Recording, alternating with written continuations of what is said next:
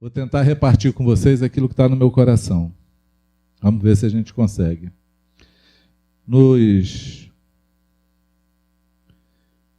Eu não sei porque aqui não tem ninguém que nasceu antes de 90, né? Todos aqui já são da geração de 90 para frente, não é assim? Uma geração nova, uma geração boa. Eu, porém, nasci um pouco antes. Sou assim da geração assim. Então. Mas nos anos 90, eu me converti em 89 para 90. 91, mais ou menos. Eu comecei a ouvir eu não sei se era uma novidade na época, era uma novidade. Apareceu alguns pastores falando sobre nova era, New Age. Quem lembra disso? Então, 90 começaram a falar sobre nova era. E eu achei esse assunto assim muito interessante, porque falava de uma nova ordem mundial, uma nova organização mundial, uma preparação para a vinda do anticristo. Na verdade, um movimento espiritual que iria enfraquecendo a igreja, iria trazendo a globalização do mundo, iria trazendo um misticismo, um secretismo religioso e preparando todo um caminho para o anticristo entrar. Foi um momento assim para a gente muito confuso, porque aqueles que falavam sobre a nova era começaram a falar sobre as simbologias do anticristo, as simbologias da nova era. Aí a gente virou um caça-demônio na época, a gente via demônio em tudo. Tinha uma camisa com a estampa, ó, tem um demônio na camisa, tem um demônio no quadro. Era um tal da gente, para onde a gente ia, a gente via os sinais da nova era na época. E aí era um momento engraçado, principalmente para mim, que era novo convertido. Era um momento assim muito engraçado, muito interessante. Porém, esses irmãos que falaram nessa época falaram de coisas assim muito confrontadoras para a época de 90. Eu não sei se você lembra, na época de 90 não existia telefone celular. O telefone celular começou a aparecer em 92, 94. Começou a aparecer os primeiros telefones celulares. Era aqueles PT 550 Motorola, que nós apelidamos de tijorola. Né? Era meia dúzia que existiam, aqueles da bateria que era 20 minutos que funcionava. O meu, assim que saiu, eu ganhei logo de presente um. Minha irmã me deu de presente um. Era a época que saiu o telefone. Era tão complicado ter um celular naquela época, porque você pagava para falar e era muito caro, e você pagava para receber. E não tinha bina. Ou seja, não tinha identificador de chamada. Por bina eu fui no ano 90, né? E aí, exatamente nessa atmosfera, os caras começaram a falar assim. Eu tinha uma fabriqueta de bolsas, mochilas, e eles falaram assim, abriram Apocalipse e falaram que nos últimos dias, quando o anticristo entrasse, quando essa globalização começasse, que ninguém ia conseguir vender ou comprar nada, nem grande, nem pequeno, nem rico, nem pobre, pessoa nenhuma, ninguém ia comprar nada se não tivesse a marca da besta. E eles falavam assim, a marca da besta vai ser implantada num código de barra. Só que eles não falavam código de barra, eles falavam outro nome. Era um trem desse aí. Quando começou, eu já esqueci. E aí eles apresentavam aquele código de barra que tinham 3 lacunas no meio, 3 barras que não tinham número nenhum, e eles diziam que ali iria entrar o 666 do anticristo. E quem não tivesse aquele código de barra não ia fazer nada. E eu ficava pensando assim, porque nessa época não existia código de barra em nada, nenhum produto. Não tinha produto, tinha código de barra. O supermercado era a caixa registradora. Perere, perere, perere, prum. Perere, perere, perere, prum. Né? Na época a inflação era grande, os funcionários ficavam no meio do supermercado etiquetando os preços, colocando os novos valores. A gente tinha que pegar antes de passar a etiqueta, senão já tinha ido mais caro. Era uma época assim bem complicada. E quando eles falaram isso, eu pensei assim, que viagem. Os caras são viajantes, estão em outro planeta, isso não vai acontecer nunca. Imagina a possibilidade disso acontecer na minha mente, não tinha como. Eu pensava, eu vou fabricar minhas bolsas, eu vou vender no camelô, vou vender na padaria, nas papelarias, eu mesmo vou vender na rua de porta em porta, eu vou botar código de nada, vou entrar nesse esquema do anticristo, coisa nenhuma. E vai ser, como é que vai ser isso? Todo mundo vai poder, vai acabar entrando nesse negócio aí de código de barra. E os caras falaram isso em 90, quando nada disso podia acontecer. Hoje é uma grande realidade. Não tem nada que nós compramos hoje que não passe por um scanner. Não tem nada que não tenha uma precificação através de um código de barra, produto. O mercado financeiro, varejista, atacadista, quem compra, quem vende, já convive hoje com código de barra, cartão de crédito, que nessa época era REC, né? Estava começando a sair o cartão de crédito, eu tinha loja nessa época. Cartão você colocava numa maquininha com papel e passava, que era para sair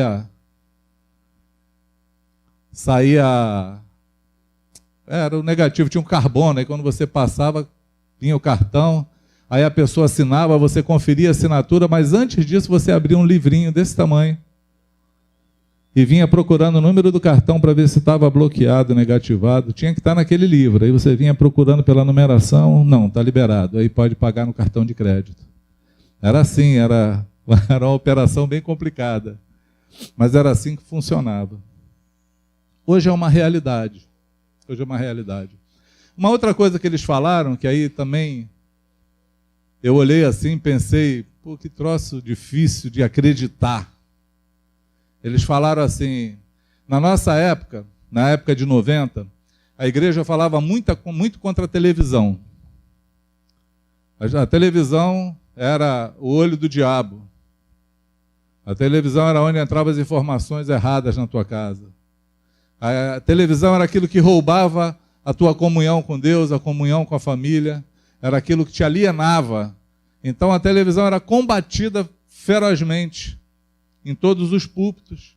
Eu acompanhava na época, e esse cara é bem velho, não sei o que, Anselmo, da Globo, do Globo, é um Anselmo Góes, e ele estava sempre fazendo referência de um pastor que tinha falado alguma coisa da novela. E aí ele falava assim, tá vendo, o pastor assiste novela.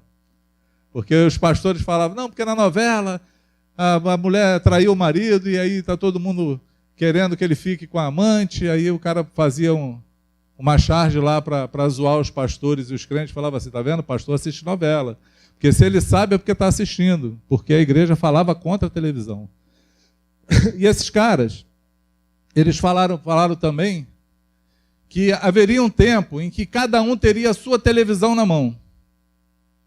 A televisão iria reduzir para o tamanho da palma da mão e que a família iria perder a comunhão, a conversa, o contato, as pessoas iam ficar alienadas, sentariam numa sala, não conversariam mais. Cada uma assistiria o seu programa na sua televisão. E aí eu pensei e falei assim, cara, que viagem. Imagina, vai estar numa sala sentada, eu vendo Chacrinha.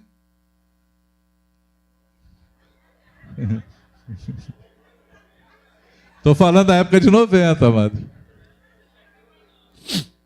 Eu vendo Chacrinha, Solange, o Silvio Santos. Meus filhos, cada um no desenho animado. Quem é que vai fazer uma loucura dessa? Comprar um monte de televisãozinha, sentar na sala e cada um ficar vendo a sua? Isso é maluquice. Isso é loucura. Época de 90.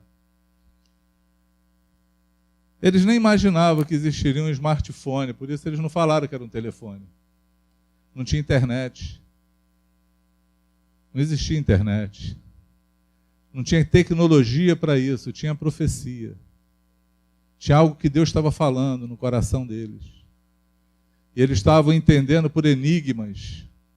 Eles estavam decifrando alguma coisa que o Espírito Santo estava falando sobre a terra e falando para a igreja assim, se prepara. Por quê? Porque o inferno ele trabalha, o diabo ele trabalha, a trama mundial está sendo levantada, mas a igreja não pode ficar despercebida de nada, porque Deus comunica todas as coisas aos seus santos profetas. Amém? É muito interessante isso, amados. Por quê? Porque hoje a gente vive essa realidade. Eu estava um dia desse, em casa, jogo do Brasil, domingo passado, não foi isso? O Brasil jogou? Então.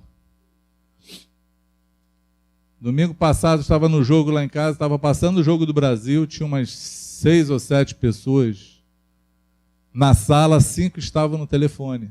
Eu lembrei disso, tá 5 lá, cada um. E o jogo rolando. Eu falei, gente, que coisa maluca mesmo, né? Não é que aqueles caras, eu lembrei desses caras. Falei, não é que aqueles caras estavam certos? Não é que Deus de fato falou? Deus de fato anunciou à igreja aquilo que ia acontecer? Deus de fato nos deu palavra, nos direcionou, alertou, porque Deus nos alerta de tudo, fala conosco. Nós não percebemos. Agora, o que é pior de não perceber? É viver no sistema como se ele não existisse. Ter ouvido falar, passar pela realidade e nem se aperceber do que está acontecendo. Nem se dar conta, nem se levantar. Aquilo que eles anunciavam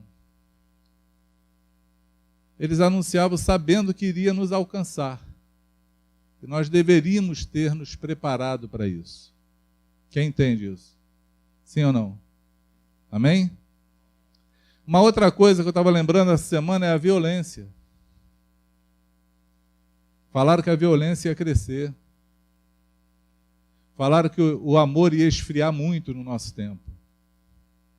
E eu lembrei também de um fato inédito, um fato muito interessante. Eu morava em Campo Grande ainda nessa época, que saíram aqueles jogos, eu acho que era Mortal Kombat, mas era fliperama nos botequins.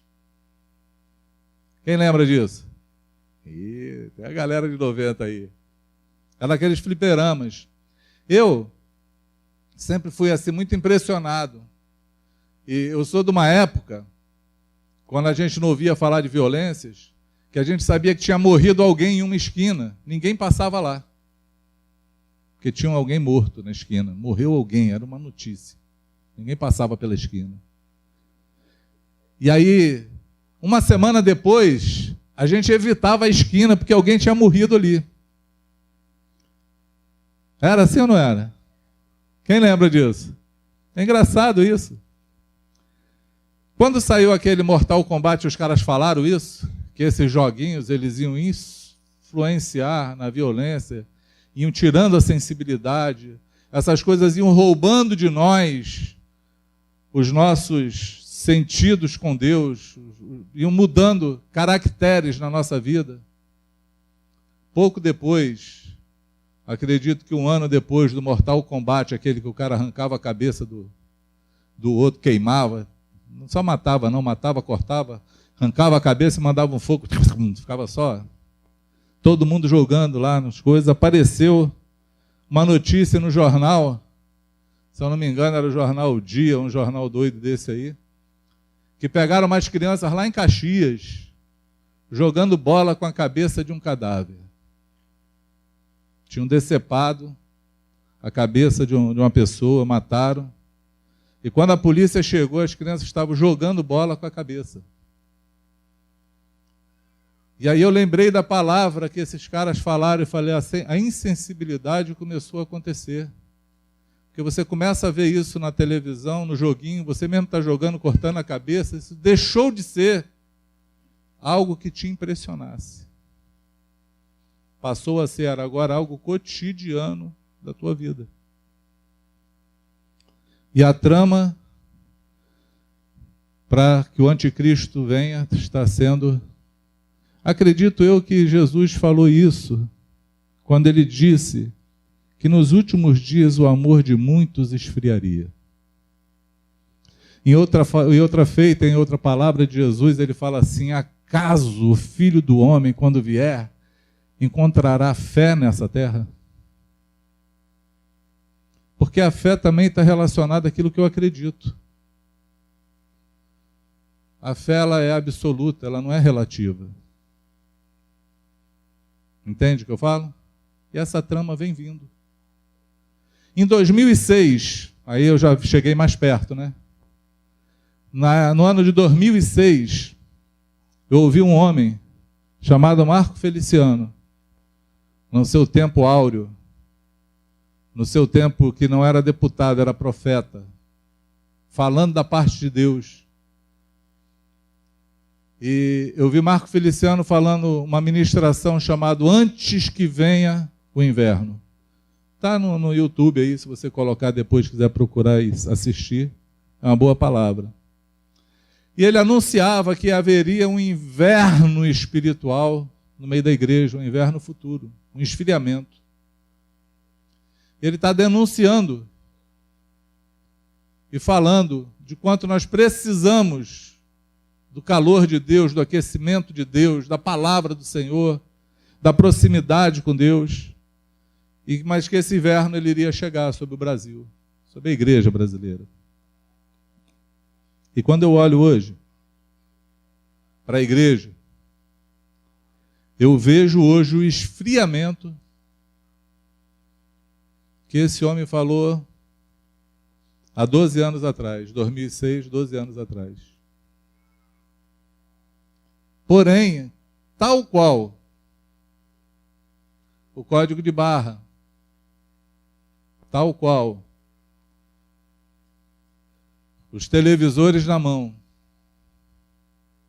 o esfriamento também chega. Convivemos com ele, como se nada tivesse acontecido.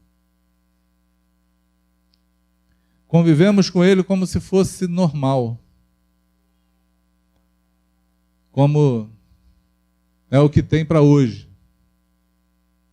Existe um esfriamento no meio da igreja que precisa muito ser combatido. Na última carta às igrejas que Jesus escreveu, ou pediu para escrever, em Apocalipse 3, vamos ler um pouquinho?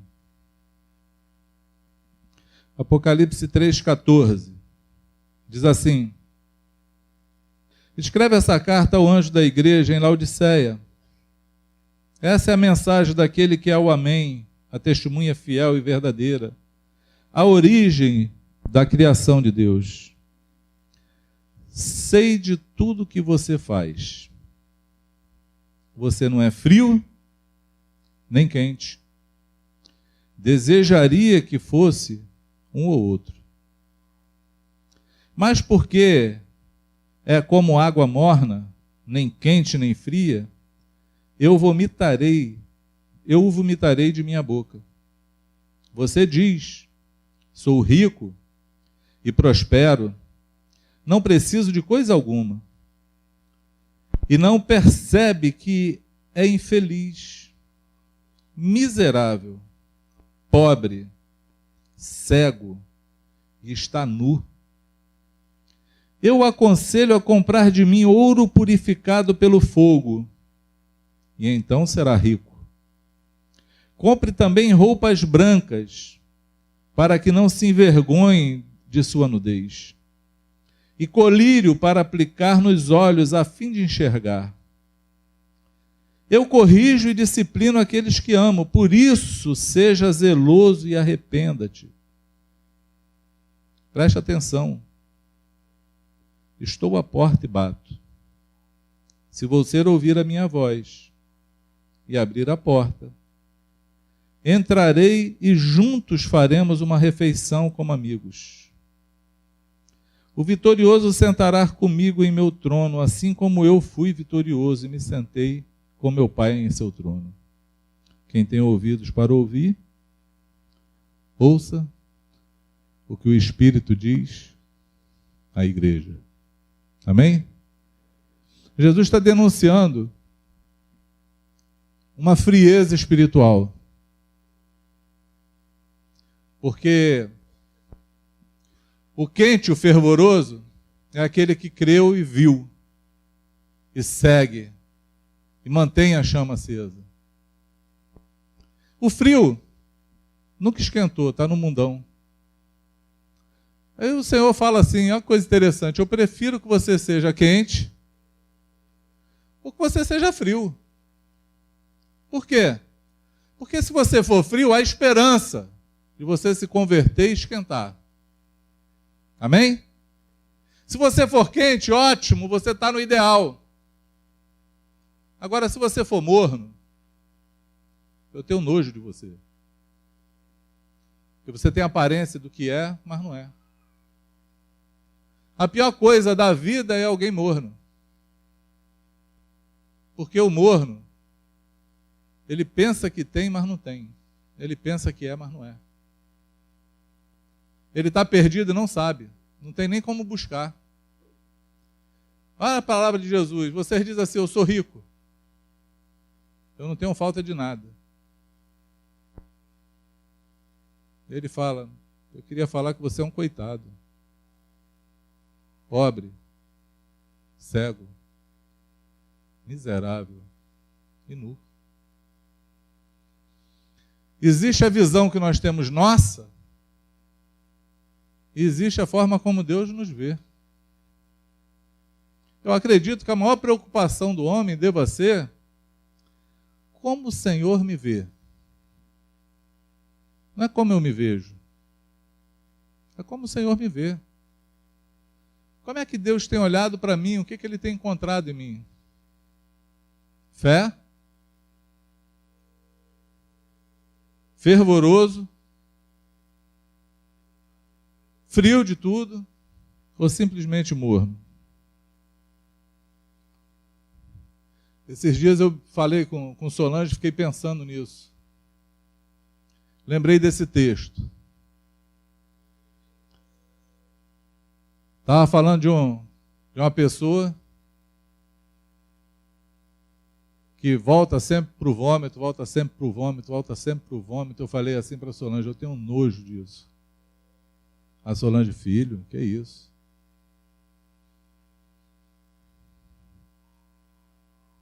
Repreende isso aí, você não pode ter nojo do irmão.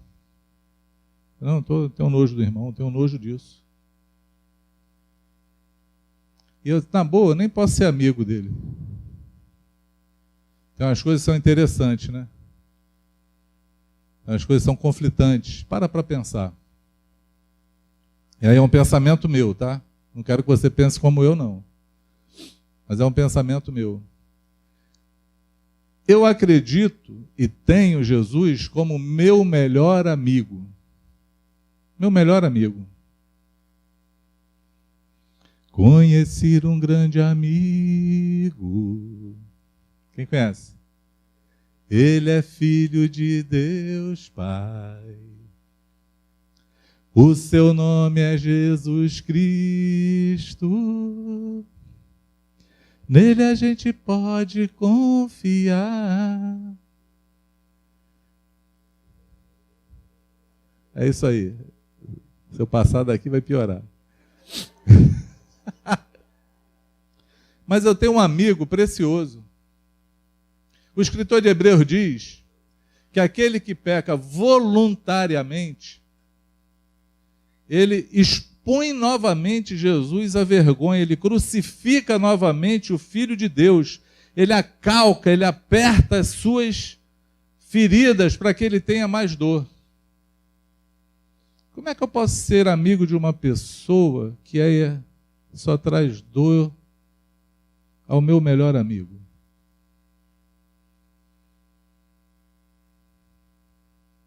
Eu fiquei com esse pensamento. Eu acho que é por isso que o pecado enoja a gente. A gente olha alguém no pecado, tem misericórdia do pecador, como Deus tem, mas tem nojo daquilo que ele faz. É o que Jesus está falando. Eu vou vomitar você da minha boca. Eu vou vomitar por quê? Porque me dá nojo. O morno me dá nojo. E não tem como ele ficar dentro da minha boca. Quem entende o que eu falo? Amém? Porém, amados, essa frieza nos alcança sem que a gente perceba. Vocês viram o Solange falando aqui, né? Eu parei há 15 dias atrás, aí não me fala os dias que eu nunca sei. Um dia desse, eu estava saindo com Solange da última radioterapia que ela fez. Foram 20 sessões. Uma por dia. Então foram 20 dias. 20 dias. E eu fui com ela todos os dias. Fiz questão de acompanhá-la, de estar junto dela todos esses dias. Fiquei numa sala, porque a gente entra e fica numa sala na recepção com aquelas pessoas que vão fazer a radioterapia. E tinham basicamente quase sempre as mesmas pessoas. Dificilmente eu acrescentava uma ou duas, mas em torno aí de umas 6 a 8 pessoas naquele horário. E na última sessão, Solange estava conversando com um cara, ela sempre puxava o assunto,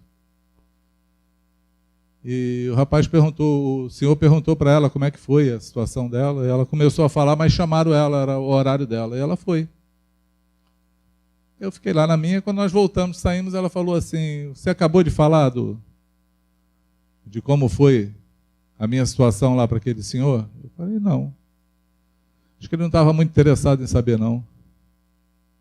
Aí ela olhou para mim assim e falou assim, esses pastores tímidos eu não entendo.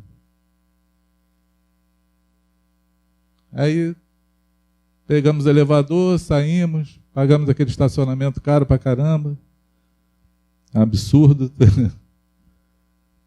Mas eu fiquei pensando nessa palavra, esses pastores tímidos. Eu fui tímido quando era ímpio. Quando eu era ímpio, eu era muito tímido. Eu entrava num lugar calado e saía mudo.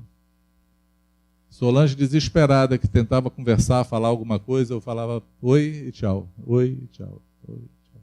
Sempre fui tímido, nunca gostei de falar. Me converti, mudei. Comecei a fazer um monte de coisa que eu não fazia. Uma é falar, falo pra caramba, né? Aí, uma hora dessa aqui, vocês ainda estão me ouvindo.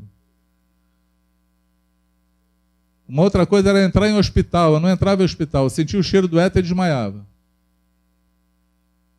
Aí, agora tem que orar pelos enfermos, então tem que ficar dentro do hospital. Tem jeito. Tem umas coisas que mudam. Eu comecei a pensar, falei, gente, eu não sou tímido. O que houve? E eu não tinha ainda resposta. Fui visitar um irmão que está fazendo uma casa. Estava eu e o Ziel. E a irmã falou de um sonho que tiveram com o filho dela. Que um ladrão passava e roubava o telefone dele, não, roubava a bicicleta dele e deixava ele com o telefone celular. Trocava, ao invés de só levar a bicicleta, o ladrão chegava, assaltava ele, pegava a bicicleta, mas deixava um prêmio de consolo, um celular, e ele ficava amarradão com o celular, curtiu, nem sentiu falta da bicicleta.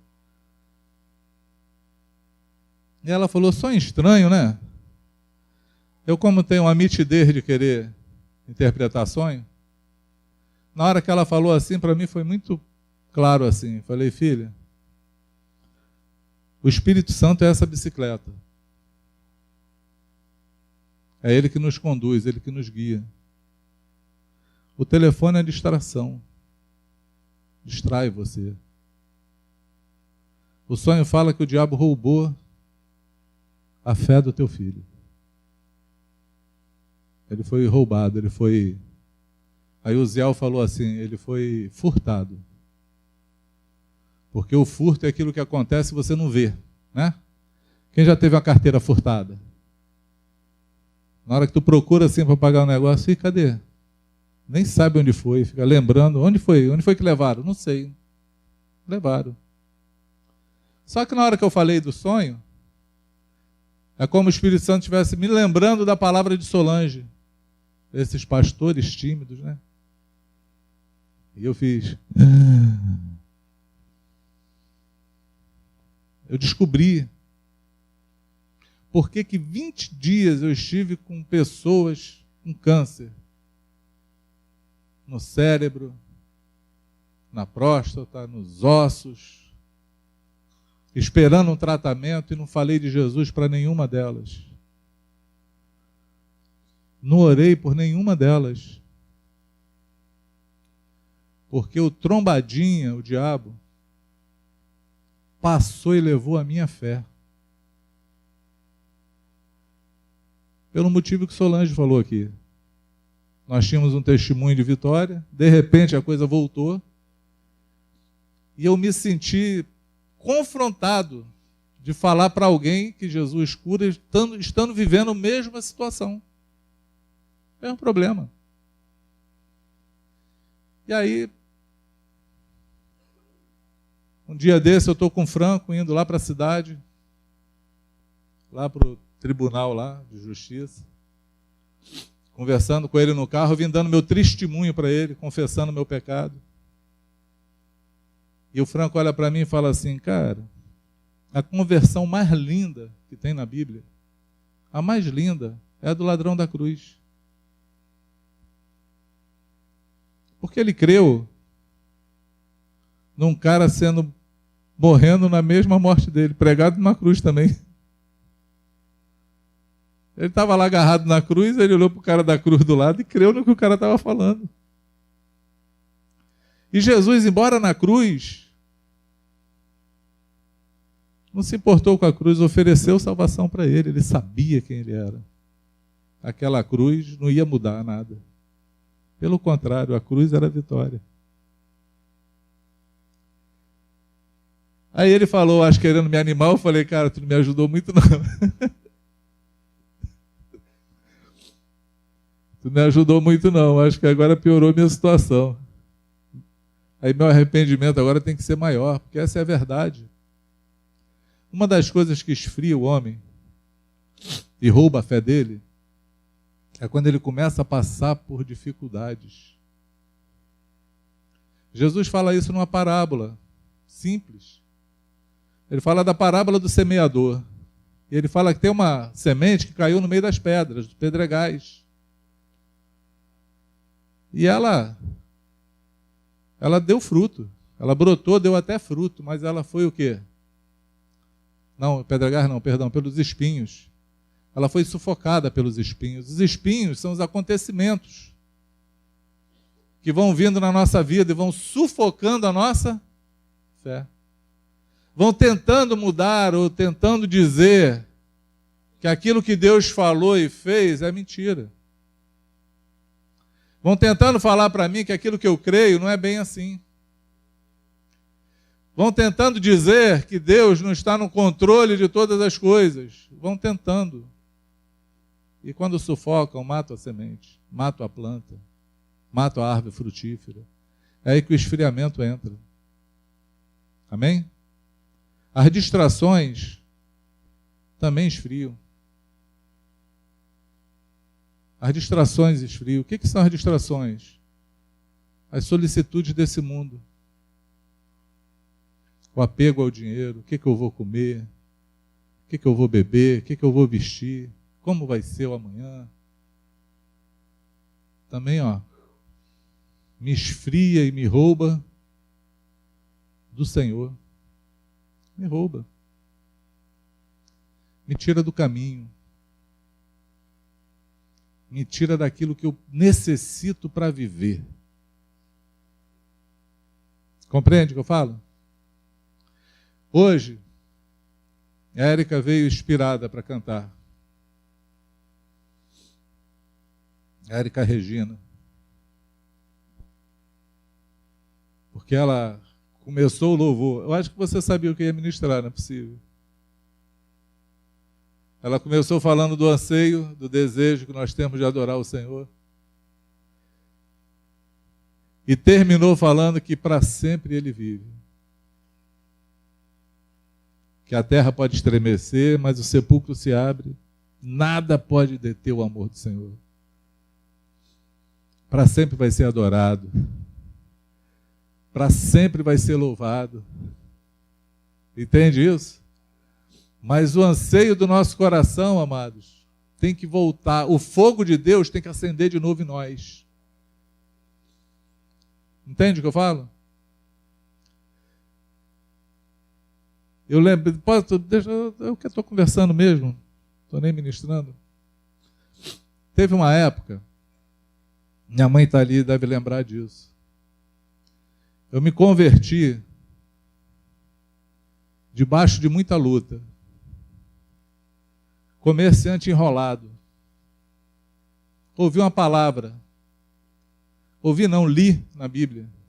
A ninguém devais coisa alguma no seu amor. E aí, eu não estava nem sendo discipulado, eu não tinha um discipulador assim próximo ainda. E comerciante, eu li aquilo na Bíblia e fiquei assim pensando, meu Deus, eu não posso dever para ninguém. Tem que pagar minhas dívidas. Aí eu sou bem extremista. Tinha uma loja de aviamento, uma loja de sapato, uma fábrica de mochila. Cheguei lá, juntei os cadernos todos, fui ver quanto é que eu devia e comecei a pagar todo mundo. Peguei dinheiro de tudo que é lado e comecei a pagar todas as contas. Aí o dinheiro acabou, ainda tinha coisa, vendi o carro. E chamei os cobradores. E ainda estava devendo. Falei, ixi, danou. Estou devendo mais do que o que eu tenho. Aí o que eu fiz? Comecei a chamar os outros credores e falei para eles assim, coisa de maluco, para pensar. Falei, gente, seguinte, fiz uma reunião na loja. Eu me converti, eu agora sou crente. E a Bíblia diz que eu não posso dever nada para ninguém. Então vamos fazer o seguinte, qual é a tua mercadoria? Essa aqui, pega e leva. Aí o cara, não, cara, mas aí a gente dá prazo para pagar, a gente negocia a dívida. Não quero não, leva a tua mercadoria, senão eu não vou te pagar. Não vai ter como. E aí cada um foi levando a sua mercadoria de volta. E a mercadoria acabou e ainda fiquei devendo.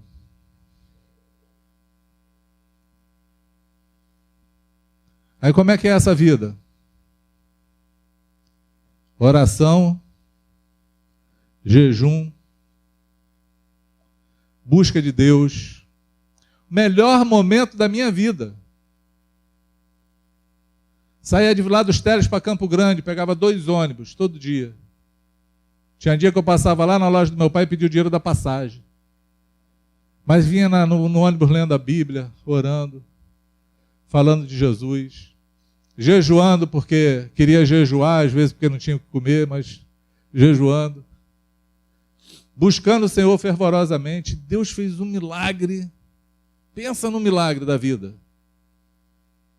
Pensa, eu vendi. Eu tinha uma bolsa em casa, o irmão ficou com pena de mim, Luiz Maron. Aí falou assim, cara, tu tem alguma bolsa lá, que está lá, que não vende? Você podia me dar, eu levo para Furnas. E eu ofereço para os meus amigos lá, se alguém compra, já é um sacolão que tu faz. 4 filhos, né? Acho que os irmãos começaram a ficar meio desesperados. Naquela época estava todo mundo também na Pindaíba. E aí eu falei, não, pô, beleza. E aí trouxe umas bolsas para ele, dei preço de varejo, para ele levar e vender. E aí dei para ele no domingo, numa reunião, na segunda-feira ele ligou para o vizinho, porque nessa época o telefone era molecular, vocês conhecem? Era o molecular. Sempre tinha alguém que tinha o telefone que ligava e manda o moleque lá chamar. Era o molecular, não era o celular, era o molecular.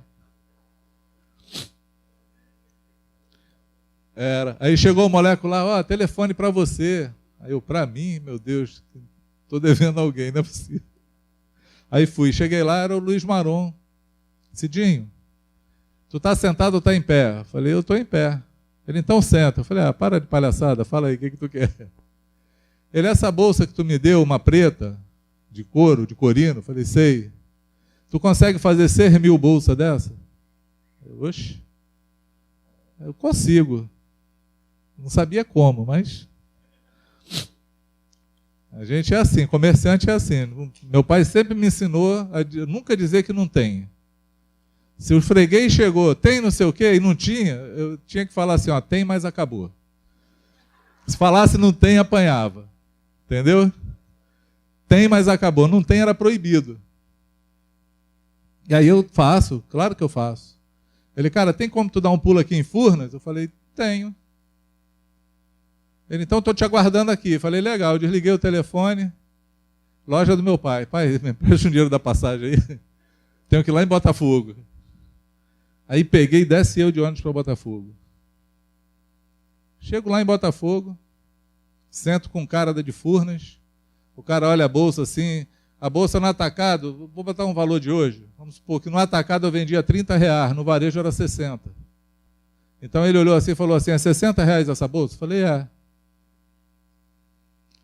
Aí ele, se eu quiser 6.000, você faz? Faço. É porque é aniversário da cooperativa, a gente quer dar uma bolsa de presente para cada cooperativado, são 6.000. Eu acho que o Maron já tinha contado minha história para o cara, deve ter contado, né? Irmãozinho, está passando fome.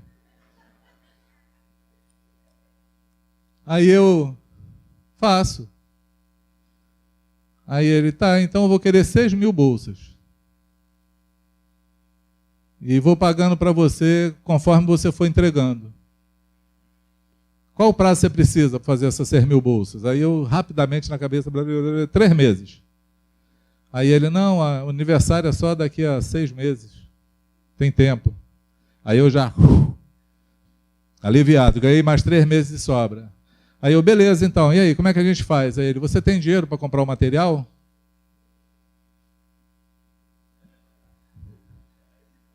Eu tenho crédito. Crédito tem. A gente consegue. Ele, se eu te der a metade do valor do pedido na mão, te ajuda?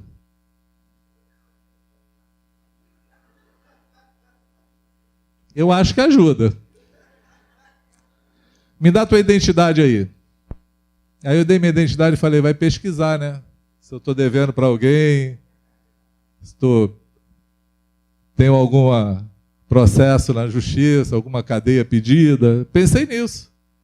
Aí ele dei minha identidade para ele, ele chamou a secretária, faz um cheque para mim, aí somou, fez as contas, dividiu no meio, faz um cheque para mim nesse valor, não cruza não, que ele pode sacar dentro do banco aqui mesmo de Furnas. Aí eu, querendo pular, gritar, aleluia. Tinha que manter a pose, né?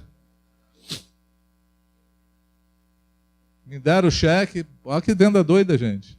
Não tinha um papel assinado, nada. O cara me deu um cheque e falou assim, ó, daqui a 3 meses tu começa a entregar, aí quando acabar o valor dessa metade que eu te dei, aí eu vou te pagando as outras que entrega. Tá bom assim? Eu, tá ótimo.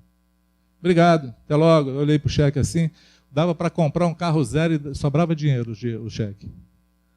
Aí botei o dinheiro no bolso, assim, o cheque no bolso assim. Saí, quando cheguei do lado de fora ali de Furnas, comecei a pular, louvar, gritar. Passei lá no banco só de raiva, saquei o dinheiro todo. Enchi a mochila de dinheiro, fui para casa da minha mãe. Sabe? Dinheiro agora só com Deus é assim, ó, Deus faz. Deus faz acontecer onde não tem nada. Glória a Jesus. Pensa no levante. Deus é bom, amados. 3 meses depois, um dia eu estou vindo já de carro com mamãe, estou indo para casa, minha mãe olha para mim dentro do carro, fala assim, filho, nunca mais eu te vi jejuando. Aí eu, mãe, é porque hoje não precisa.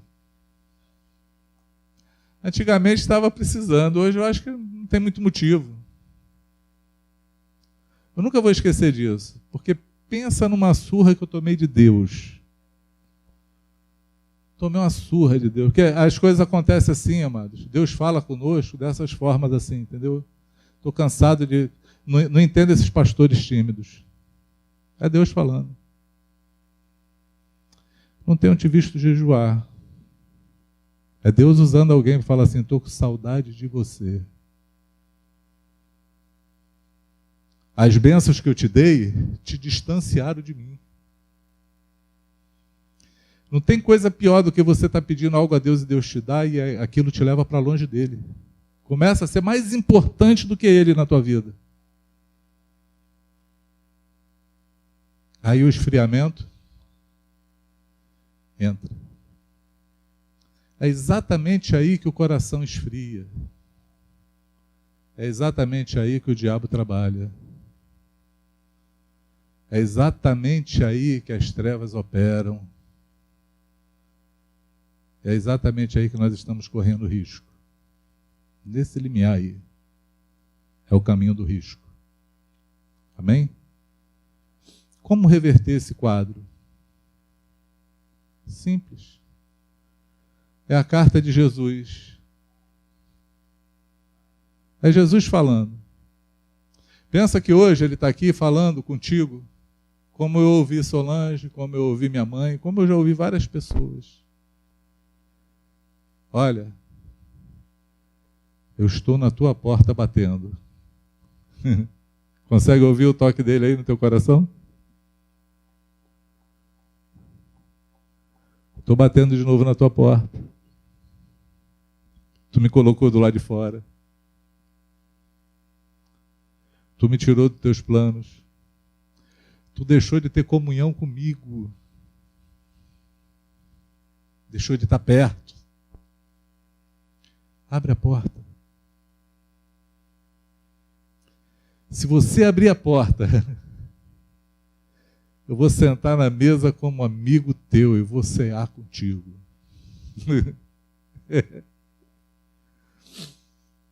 Eu lembrei de uma música, e essa música eu só lembrei porque ela marcou a minha vida em um momento. Eu estava em Bacaxá,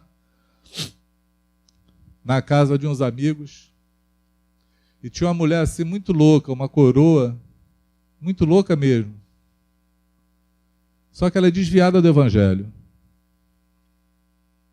E eu fui e botei um CD assim, era uma festa de ímpio, mas eu levava um CD e botava para tocar. Só se alguém tirasse, se não tirasse, você está lá tocando louvor. Priscila Angel, na música. Ela tem uma música que fala assim, eu anseio, como é que é? Eu me prostro diante de ti, com lágrimas, te adoro, Senhor. O meu coração está cheio de amor, enfermo de amor. E há um anseio ardente por ti. Eu não posso viver sem a tua presença, sem tocar no teu coração. Tu és lindo, Senhor. Arrebataste o meu coração. Poderoso Deus e Rei da minha vida. Essa música é muito linda, ela marcou a minha vida.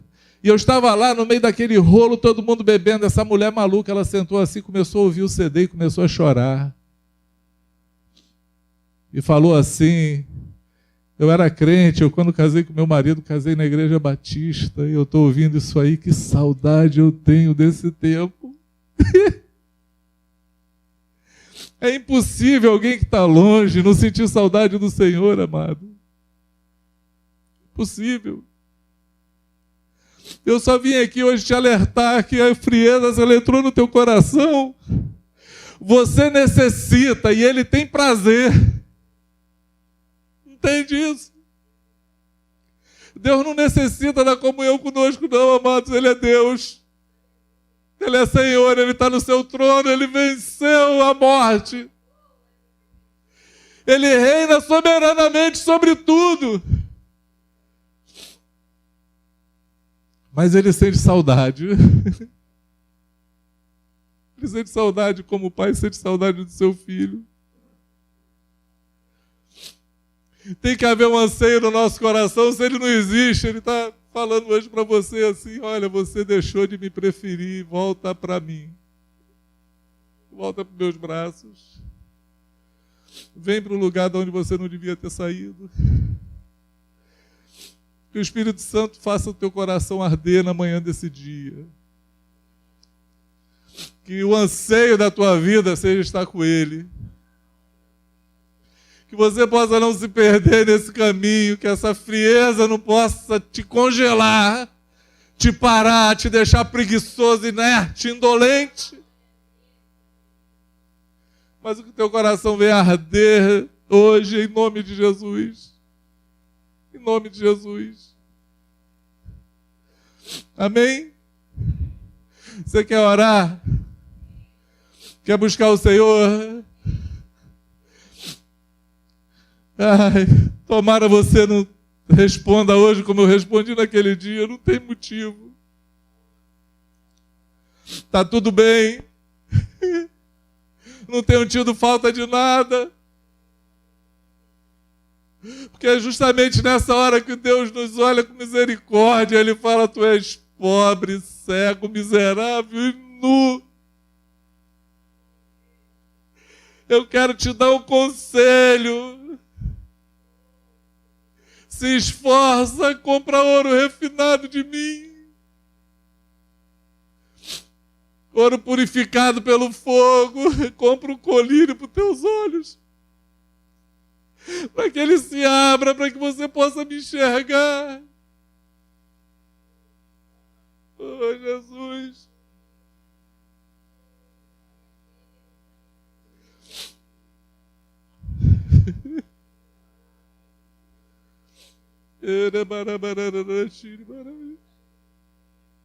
Ai, Espírito Santo.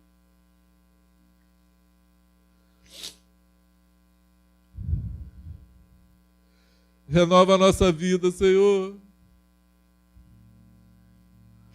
Restaura a tua unção em nós. Acende o fogo novamente em nosso coração. Permite, Senhor, que a gente abra a porta novamente. Ouvimos hoje a tua voz, Senhor. Sentimos o teu toque bater na porta.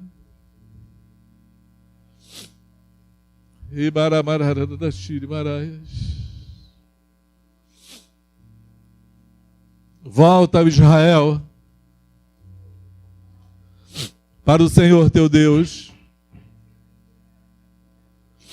porque pelos teus pecados está caído.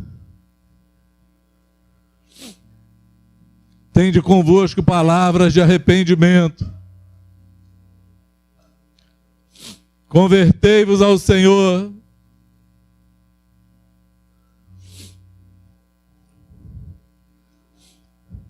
Dizei-lhe: perdoa, Senhor, toda a nossa iniquidade. Perdoa o nosso afastamento. Perdoa a nossa frieza. A nossa ignorância. Aceita, Senhor, o sacrifício dos nossos lábios, o arrependimento, o coração contrito, Senhor. Domingo passado, Franco estava falando da alegria do coração do pai quando encontra o filho perdido. Quem lembra disso? Vocês lembram disso? Quinta-feira, eu tinha ministrado no grupo caseiro sobre a parábola do filho pródigo. Na verdade, essa parábola ela deveria ser a parábola dos dois filhos. Porque Jesus está falando de dois filhos. Ele não está falando de um, está falando de dois. Está dizendo que o pai repartiu a sua herança com os dois filhos, não foi só com um. Um gastou errado, o outro estava lá no campo, trabalhando igual escravo. Não estava trabalhando como filho. E tem uma parte muito interessante, porque quando o filho que estava lá igual escravo volta, chateado porque o pai fez uma festa para o outro, ele fala assim: olha, nós deveríamos estar alegres. Nós deveríamos, eu e você. Porque esse teu irmão estava morto e reviveu. Estava perdido e foi achado. E o que me fez, me motivou a falar hoje, ministrar essas coisas, que encheu meu coração, foi que o Franco encerrou ontem, no domingo, encerrou a ministração dele e não fez um apelo. Eu subi aqui e pensei, é muita coincidência eu falar na quinta-feira, ainda falei com a Pâmela, Ela estava aqui do meu lado, o Franco estava lá no grupo caseiro, ouvindo o nosso assunto. Falei, é impossível que Deus não está falando isso porque Ele está querendo chamar alguém aqui. Deus está falando com alguém, e eu fiz o apelo. Vieram umas 6 ou 8 pessoas à frente, arrependidas, desviadas. E quando eu olhei para a igreja, para nós que estamos aqui, eu vi todo mundo olhando como se nada tivesse acontecido. Lembrei das palavras de Jesus na parábola. Nós deveríamos estar felizes. A impressão que eu tive é que o único que estava feliz era Deus ali. Nós não. Isso demonstra um coração frio, indolente, impassível. Alguém que não está preocupado com a dor alheia. Alguém que não vê mais as coisas na ótica de Deus e sim na sua própria. Alguém que só veio buscar algo para receber, não veio para dar. Porque o coração do Pai é um coração que está pronto sempre a dar e abençoar, não a receber. E aqueles que recebem Jesus, a primeira coisa que aprende é dar. É se doar. É ser voluntarioso, altruísta. Esse é o coração de Jesus. Entende o que eu falo? Então que o Senhor enche o nosso coração de amor de fato. Que esse anseio seja um anseio verdadeiro. Amém? Eu não vou sair daqui também sem orar com vocês. Não vou sair. Porque o que me motivou a vir aqui hoje falar essa palavra foi para falar de mim. Falar de como eu pude passar por esse inverno. É uma forma de confessar o meu pecado, de pedir perdão ao Senhor. E de orar a Ele também hoje, falar, Senhor, aquece o meu coração. Aquece, enche o meu coração com teu fogo. Porque tu pode fazer. Tudo começou nele. Aquele que começou a boa obra, ele é poderoso para concluí-la, mas só ele. Mas nós temos que querer, ele tem que bater na porta e a gente tem que abrir o coração. Amém?